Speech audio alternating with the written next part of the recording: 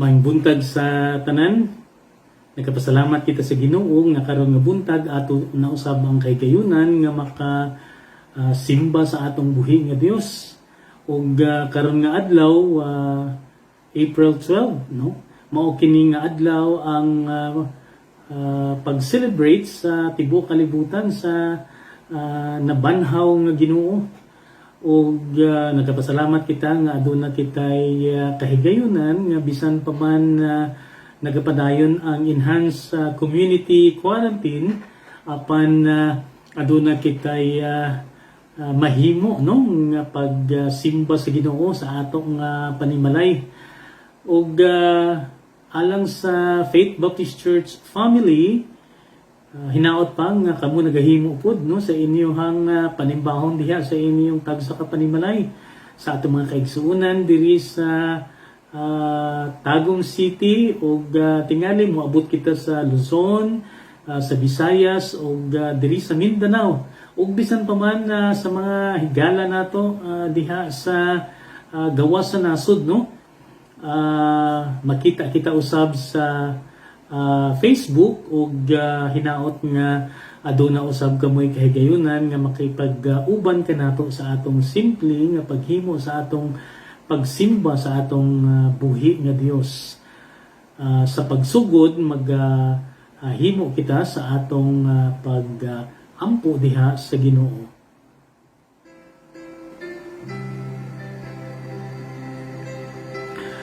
Amahan ug Dios namo nga langit nun, mapasalamaton kami nga karon nga adlaw kini sa among pagsimba ug sa paghimaya sa imong ngalan. Nagapasalamat kami nga ikaw matinumanon sa among kinabuhi. Nagapasalamat kami sa mga pagtubag nimo sa among mga pagampo, sa paghiya nimo kanamo adlaw-adlaw Ginoo pinaagi sa imong pulong. Salamat nga ikaw nag-protect kanamo bisan pa man sa kahimtang sa tibuok kalibutan ug bisan pa man Ginoo niining among dapit diri sa syudad sa Tagum, among ginaampo nga ikaw mag-protect usab sa among mga frontliners nga nagahimo sa ilahang mga buluhaton karon aron sa pagpugong sa katag niining virus Ginoo. Nagapasalamat kami sa imong pagpadayon nga pagprotect kanila. O Ginoo karon nga buntag among ginatugyan ang among mga kaugalingon sa pagsimba diha kanimo. Iandam kami pinagi sa pagbukas sa among mga kasing among mga pangunahuna sa imong pulong nga among pagapamalandungan karon. Kini ang among pagampo ginatugyan ug ginapasalamatan sa ngalan ni Kristo Jesus nga among manluluwas. Amen. Sa atong pagpadayon, uban kanako sa pag-awit sa usa ka lawiton sa pagdaig sa Ginoo, atong pag-aawiton ang He Lives.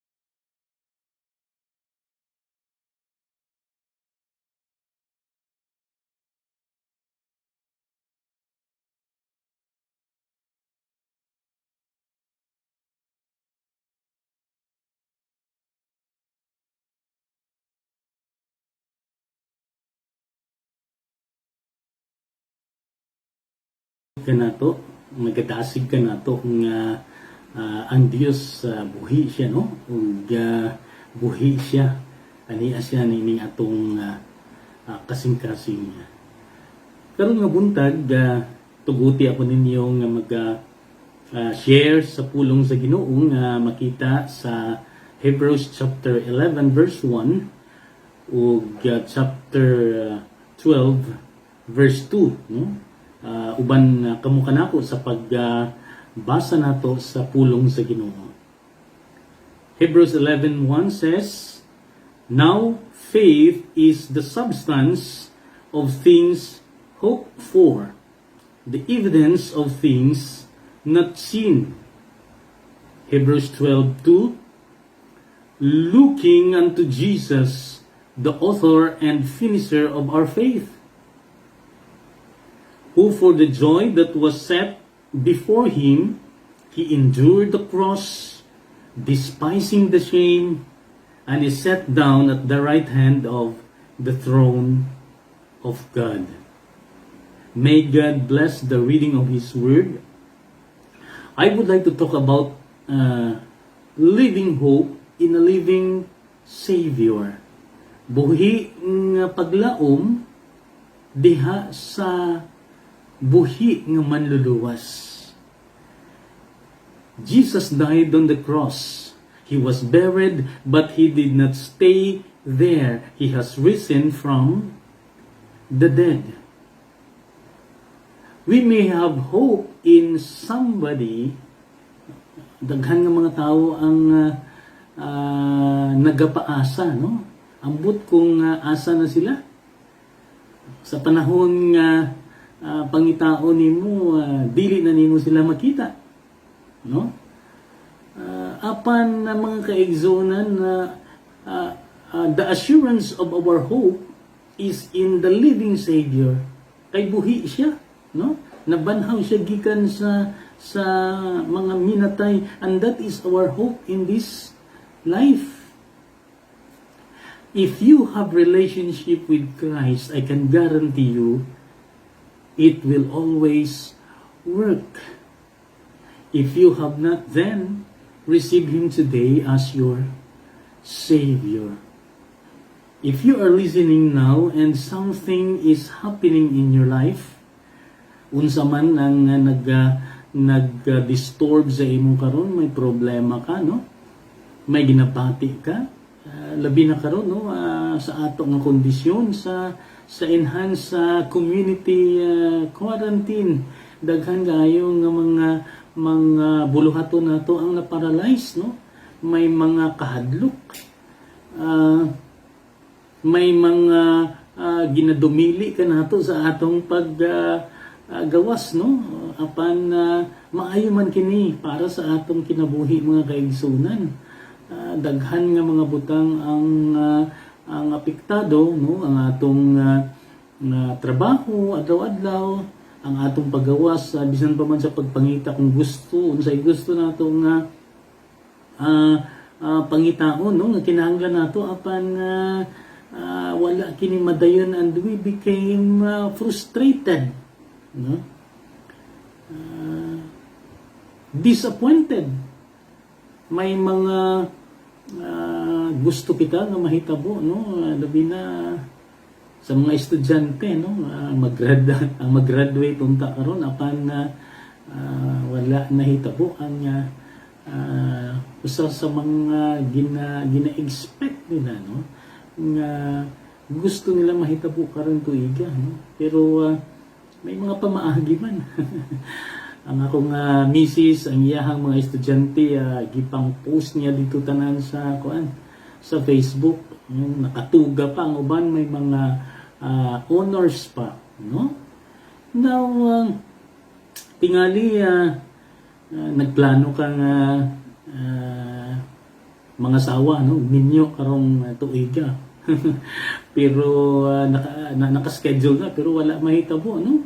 Ang uban wala pa gani ka uyab. Ang uban nag-a-apply og trabaho ug nagapaabot-abot na, apan wala pa, no? Ang uban may gustong adtuan kanang mahilig sa travel, dapat tuan ako dito sa Hong Kong, sa Singapore. Karong summer unta madto kog Boracay apan kini wala mahitabo mga kaigsunan sa imong kinabuhi, and you are disappointed. But I tell you, there is hope. If you are walking with a heavy burden in your life, tungod tingali ani mga kaigsunan sa problema sa relationship, problema sa trabaho, no? Problema sa panimalay, mga kawadon, problema mismo sa sa imong kaugalingon, no? But don't be discouraged. Go ahead. There is still hope. Padayon lang mga kaigsunan. Samtang may kinabuhi ta, no? When there is life, there is hope. Now, the principal design of the book of Hebrews seems to be to bring the converted Hebrews forward in the knowledge of the gospel, and thus to establish them in their faith. According to Hebrews 11 verse 1, faith is the substance of things hoped for, the evidence of things not seen. Niining bahin sa kasulatan mga kaigsunan atong pamalandungan usab ang relationship sa faith o sa hope, no? Living hope is an image of the positive things to come. Ang buhi nga paglaom, usa ka na ka-imahin, usa ka na ka-object nga positibo ikaw. Nga makabot na nimo, no? Nga maangko na nimo. Nga mahitabo gyud ikaw sa mao nga situation. Hope is an expected end of your faith. Faith is the vehicle and the destination is the things you hope for. Sama sa usa ka eroplano mga kaigsunan. Pag take off sa eroplano, aduna gayud ka na sa destination. Dili mahitabo nga mulupad na siya nga wala siya padulungan unless maggalupad-lupad lang siya dito sa kahanginan o mawala lang o tingaling madisgrasya lang, no? Sama usab niya na ang faith is the vehicle and the destination of that faith is what you hope for. Mao ka na ang isa ka butang mga kaigsunan nga angayan ibutang nato sa ato pangunahuna nga kung may pagtuo, may paglaom. Dili mahitabo ang usa ka pagtuo kung wala kay paglaom mga kaigsunan. O kung may paglaom, anaapod ang pagtuo. Balik taron nato. Kung wala na kay paglaom sa imong ginabuhi, it seems to me nga nawad na pod ka og pagtuo.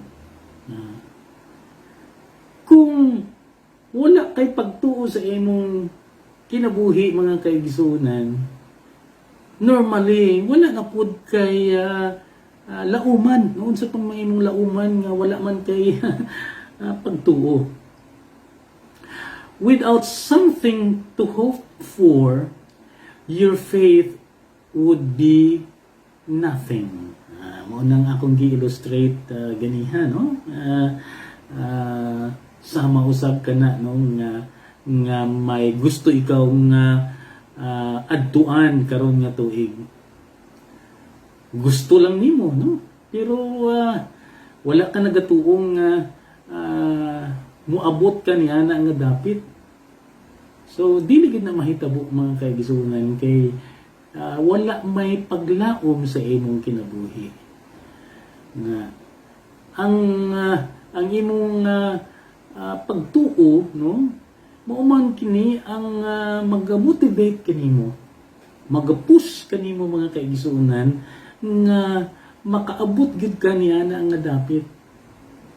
People want to have blessing and acting it by faith. But the problem is, no, they did not see God working in their lives. Mo kini problema ang mga kaigsuonan, no? Asa man founded ang atong pagtuo.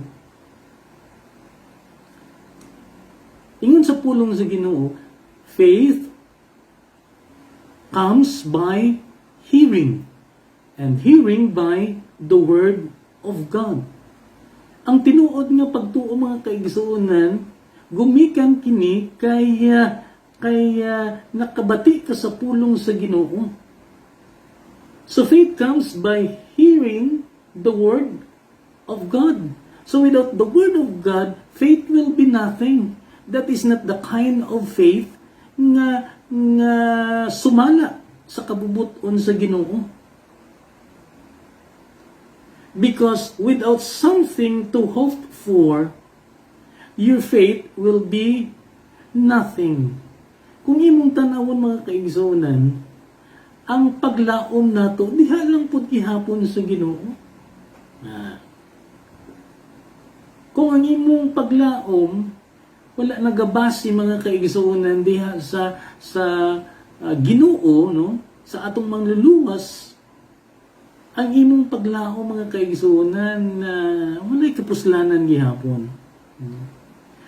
Hope is a picture that everything would be okay. Mahilig ta, no, mo ingon sa atong higala, no? O igsuon ba, Brad, sis, okay lang na. Ha? Okay lang na. No problem, no? It's not over yet. Tinuod ka na mga kaigsuonan. It's not over yet when you still have hope. Unsa man ang sitwasyon nimo sa imong kinabuhi.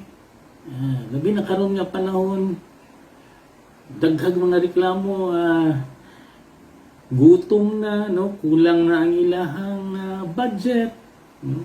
Ang uban gusto man mo palit, no, na may ikapalit, pero naglipo kung asa mo palit, no, kaysa sirado ang mga establishments.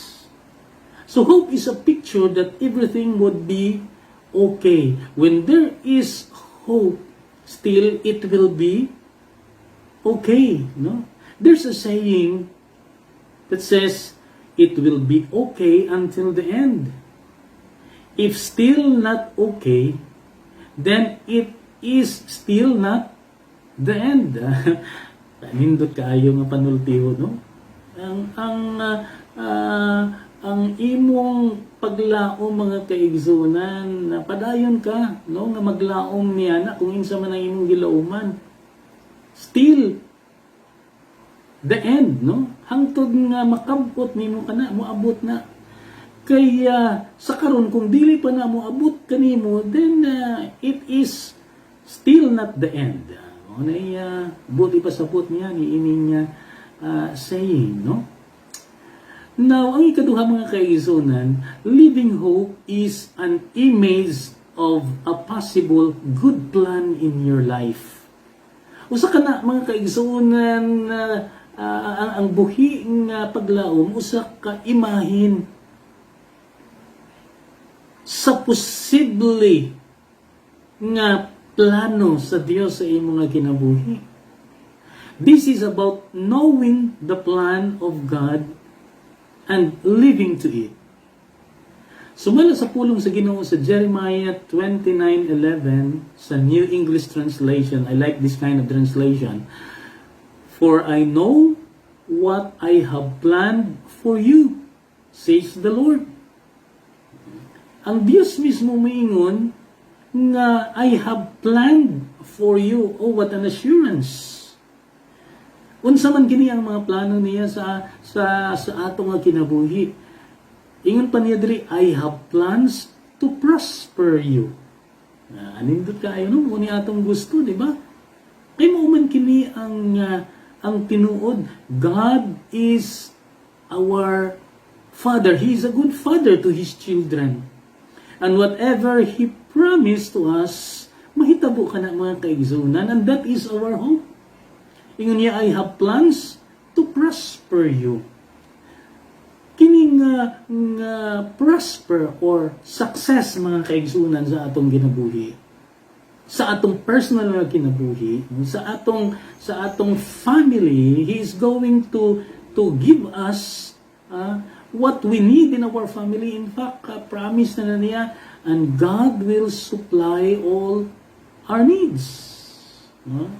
O ang gusto sa Ginoo nga magiging prosper kita. Pero mga kaigsunan, no, sa atong kinabuhi, aduna pud siya ay mga gustong so that we will be prosper in this life. Ingon sa Joshua, no, 1:8, ingon niya, this book of the law shall not depart from your mouth, and meditate therein day and night. So diha lamang di ay sa Ginoo ang atong success. O pinaagi kini mga kaigsunan sa paggiya sa iyang pulong mo na let us meditate God's word. O ingon niya, and I will make your life prosperous. So sa atong journey, sa atong kinabuhi, no? Atong ilhon nga ang Dios mo ay nagaplano niya na o ginagiyahan kita sa iyang pulong aron na bisan pa man sa atong dalanon niya may mga obstacle, no? May mga kababagan, mga kaigsunan, but still makaabot kita sa atong destination of what God wants us to be. Gusto kita nga maging prosperous nining kalibutan, ug mao ka ng plano sa Ginoo. But let us try, no, to continue meditating upon His word for guidance. Ingon pa niya diri, I have planned, no, not to harm you, no, or I plan not to harm you. Ang Dios wala niya ginaplano nga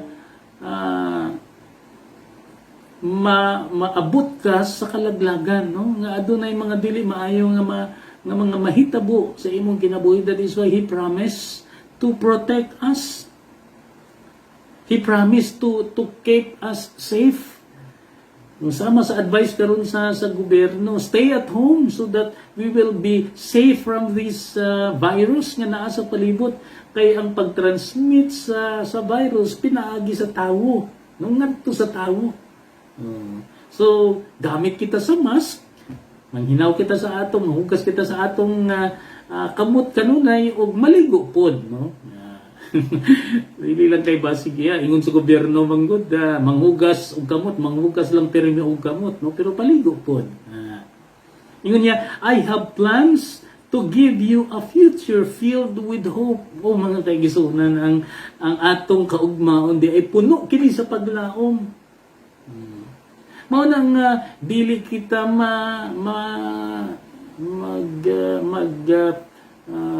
unsay tawag ani, no, kaguol, dili kita magmahay. Wala na gid ko'y pag-asa nining kinabuhi. Mag-unsa na lang ko, luoy na kaayo ko, no.